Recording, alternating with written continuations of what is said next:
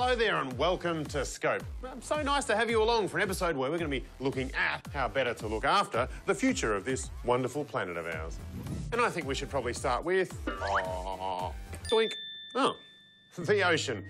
No surprise really that my finger landed there, given that 70% of the surface of the Earth is covered in water, and most of that is ocean. Obviously, this is not the part of the Earth in which we spend most of our time, but the oceans are important to us for many reasons. There are the obvious ones, such as transport, food and recreation, but they also play a crucial role in driving weather and climate.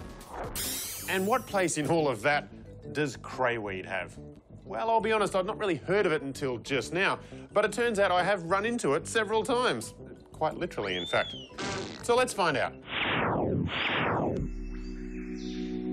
The world is full of forests, picturesque landscapes filled with an abundance of flora and fauna. But not only are they beautiful, they're vital to our very existence. And because we know forests are there, we try really hard to protect them. But did you know that our oceans have their own forests too? And they also need protecting, now more than ever. We've discovered that a vital part of our underwater forests has been under threat for decades. But because it's been out of sight, it's been out of mind too, until now. Thanks to a very clever transplant experiment, we're literally breathing new life into the Sydney coastline. Hi, I'm Alex. I'm Adriana. And I'm Siggy. But before we look at the underwater world we've created, let's learn a little bit about crayweed and why it's so important. Crayweed, or Phylospora comosa, as it's scientifically known, is an important seaweed commonly found along the Australian coastline, from Port Macquarie on the New South Wales mid-north coast all the way down to the chilly shores of Tasmania. In New South Wales, crayweed thrives in areas exposed to wave activity. That means you'll mostly find it in the shallows on rocky headlands. So this marine plant is very important for our oceans. It provides food, it provides a habitat, it provides shelter for hundreds of marine species.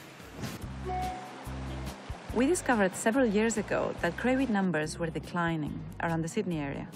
Once we dug a little deeper, we found populations actually began dying out as far back as the 1970s. We think poor water quality over that time led to the disappearance of crayweed, mainly because of sewage that was essentially being filtered straight onto the city's beaches and bays. In the 1990s, deep ocean outfalls were created to better manage sewage offload. The result was a great improvement in water quality.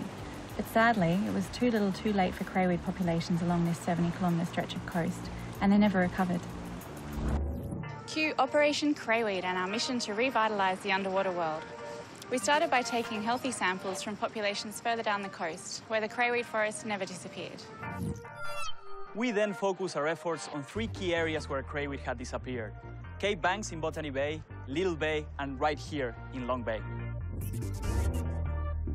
Using a homemade crate system with mesh drilled into the bottom, we were able to create a stable home for our transplants in their new surrounds. We then monitored their activity and were amazed by what we saw developing. So, at the beginning, all we hoped for when we did the experiments was that the crayweed would survive. And it was our great surprise to find out that not only had the adults survived, but they'd actually reproduced. And we had hundreds of new baby crayweeds growing amongst the adults. Crayweed plants can be male or female, and we made sure to transplant both. After a few months, the transplants began reproducing. And it wasn't long before we discovered hundreds of baby plants with new colonies thriving up to 100 meters away from the original transplant site. Over 4 years, we've transplanted in excess of 1,000 plants and are now seeing even more patches becoming established, which will go a long way to eventually restoring the forests that once covered the seafloor in this area. This outcome isn't just good news for crayweed populations. It's also likely to have positive effects on the hundreds of marine species that rely on these types of forests for survival. Crayfish and abalone are seafood delicacies that form a major part of Australia's fishing industry. They also happen to love living around crayweed. Good eating fish like bream and mulloway, as well as smaller invertebrates, which are all vital to healthy ocean communities, also rely on crayweed during some parts of their life cycles. So by creating new crayweed forests, we hope that the numbers of other important marine organisms in Sydney will also increase. Now we need to dig a bit deeper and work out why crayweed disappeared in the first place. If we can understand that, we stand a greater chance of ensuring the crayweed never disappear again. And that will be good news for everyone, in our world and in theirs. Coming up on